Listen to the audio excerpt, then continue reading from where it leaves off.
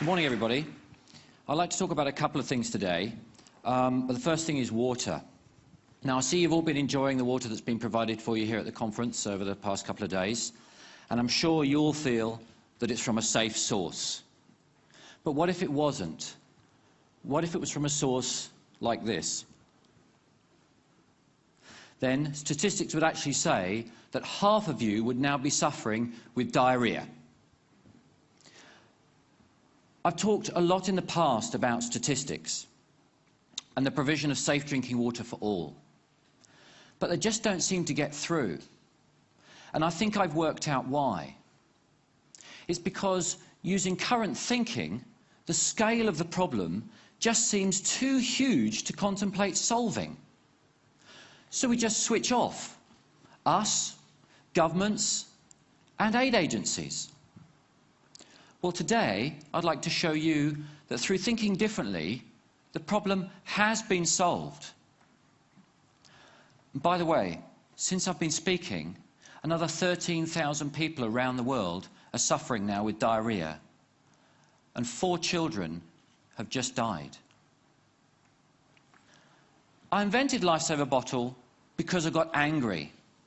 I, like most of you, was sitting down the day after Christmas in 2004 when I was watching the devastating news of the Asian tsunami as it rolled in, playing out on TV. The days and weeks that followed, people fleeing to the hills, being forced to drink contaminated water or face death. That really stuck with me. Then, a few months later, Hurricane Katrina slammed into the side of America. Okay, I thought, here's a first world country, let's see what they can do. Day 1, nothing. Day 2, nothing. Do you know it took 5 days to get water to the Superdome? People were shooting each other on the streets for TV sets and water. That's when I decided I had to do something. Now, I spent a lot of time in my garage over the next weeks and months, and also in my kitchen, much to the dismay of my wife. However, after a few failed prototypes, I finally came up with this, the Lifesaver Bottle. Okay, now for the science bit. Before Lifesaver, the best hand filters were only capable of filtering down to about 200 nanometers. The smallest bacteria is about 200 nanometers. So a 200 nanometer bacteria is going to get through a 200 nanometer hole. The smallest virus, on the other hand, is about 25 nanometers. So that's definitely going to get through those 200 nanometer holes. Lifesaver pores are 15 nanometers. So nothing's getting through. Okay, I'm going to give you a bit of a demonstration. Would you like to see that? I spent all the time setting this up, so I guess I should. We're in the fine city of Oxford. So, someone's done that up. Fine city of Oxford. So what I've done is I've gone and got some water from the River Cherwell and the River Thames that flow through here, and this is the water. But I got to thinking, you know, if we were in the middle of a flood zone in Bangladesh, the water wouldn't look like this. So I've gone and got some stuff to add into it. And this is from my pond. Have a smell of that, Mr. Cameraman. Okay. Right, we're just going to pour that in there.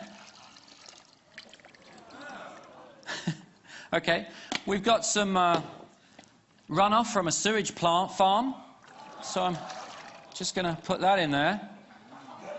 Put that in there, there we go. And some other bits and pieces. Chuck that in there. And I've got a little gift here from a friend of mine's rabbit. So we're just going to put that in there as well. Okay. Now, the Lifesaver Bottle works really simply. You just scoop the water up. Today I'm going to use a jug just to show you all. Let's get a bit of that poo in there. That's not dirty enough. Let's just stir that up a little bit.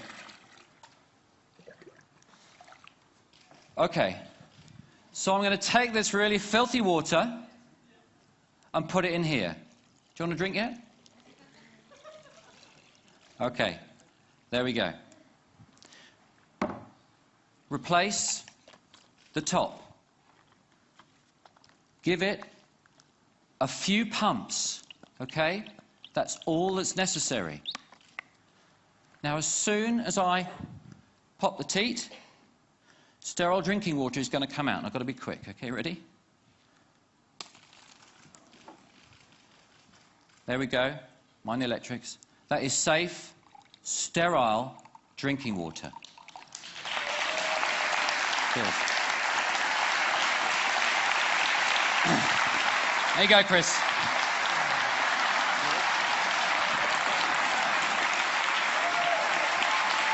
What's it taste of? Delicious. Okay. Let's see Chris's program throughout the rest of the show, okay? Okay. Lifesaver bottle is used by thousands of people around the world. It'll last for 6,000 litres, and when it's expired using fail-safe technology, the system will shut off, protecting the user. Pop the cartridge out, pop a new one in, it's good for another 6,000 litres. So let's look at the applications. Traditionally in a crisis, what do? We ship water. Then, after a few weeks, we set up camps. And people are forced to come into the camps to get their safe drinking water. What happens when 20,000 people congregate in a camp? Diseases spread. More resources are required. The problem just becomes self-perpetuating. But by thinking differently and shipping these, people can stay put. They can make their own sterile drinking water and start to get on with rebuilding their homes and their lives. Now, it doesn't require a natural disaster for this to work. Using the old thinking of national infrastructure and pipework is too expensive. When you run the numbers on the calculator, you run out of noughts. So here's the thinking different bit. Instead of shipping water and using man-made processes to do it, let's use Mother Nature. She's got a fantastic system. She picks the water up from there, desalinates it for free, transports it over there and dumps it onto the mountains, rivers and streams. And where do people live? Near water. All we've got to do is make it sterile. How do we do that? Well, we could use a Lifesaver bottle, or we could use one of these.